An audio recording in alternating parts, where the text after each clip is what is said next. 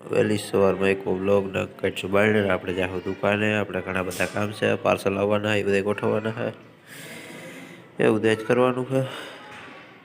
Splendor તો હમણાં કાંઈ છે નહીં એટલે આ જ છે આપણી પાસે. એટલે નીકળી ફટાફટ.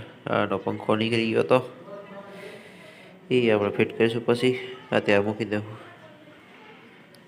નવરા થઈને નિરાતે કર્યું છે સાફ સફાઈનું ચાલુ. આખો કાચ આપણે બધું સાફ કરવાનો, પછી શોકેસનું બધું સાફ થઈ ગયું છે. બાકી થોડા ઘણા ખોખા પડ્યા. દુકાન કમ્પ્લીટ આપણે સાફ કરી નાખી છે. આવાના હરખા બધાને સાફ કરી પછી નિરાતે ગોઠવીશું.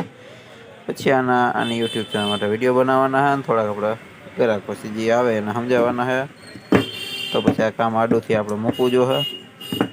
થોડીક જ વારમાં આપણે આખી દુકાન કમ્પ્લીટ સાફ કરીને નીકળશું ઘરે. બાયણે થઈ ગયું અંધારું અને આજે આપણે બ્લોગ આખો દી ઉતાર્યો જ નહોતો. હવે કમ્પ્લીટ બાયણે અંધારું થવા આવ્યું. થોડીક વખત દુકાન સાફ કરીને હજી મારે ફઈની ઘરે વસ્તુ લેવા જવાની છે.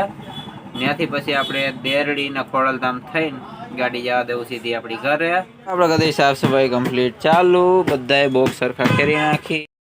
ફઈની ઘરેથી આપણે જે લેવાનું હતી બધી વસ્તુ આપણે લઈ લીધી છે અને આપણે દુકાનેથી નીકળી ગયા છે. થોડીક જ વારમાં આપણે આવી જાય સામે દેખાય છે ખોડલધામ, એટલે ત્યાં પહોંચી જાઉં. પછી ગેટ આગળ આપણે માતાજીના દર્શન કરશું. અત્યારે આપણે ઊભા નહીં રહીએ એટલે ફટાફટ સીધા નીકળી જાઉં આપણી ઘરે. અંધારું બહુ જાજુ થઈ ગયું અને આ જ ગરાકી બહુ વધી ગઈ હતી બહુ પટાણે, એમાં થોડુંક ઠકાઈ ગયું.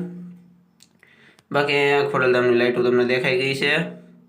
થોડીક જ વારમાં પહોંચી જાઉં. રાતે વૈસે બી ટ્રાફિક નથી હોતું, એટલે તમારે દર્શન કરવા હોય તો વહેલા હેર આવી જાઓ. રાતે ગેટ બંધ કરી દઈએ. અત્યારે થોડીક જ વાર ખુલ્લું રહે. બાકી હવે આપણે એકદમ વ્લોગ અહીંયા જે બંધ કરી દેવું. ફરી પાછા મળશું એક વાર વ્લોગમાં. સામે હે ખોડલધામ કાગવડ. આપણે ડાયરેક્ટ દર્શન કરી લીધા હે. હવે નીકળી સીધા આપણી ઘરે.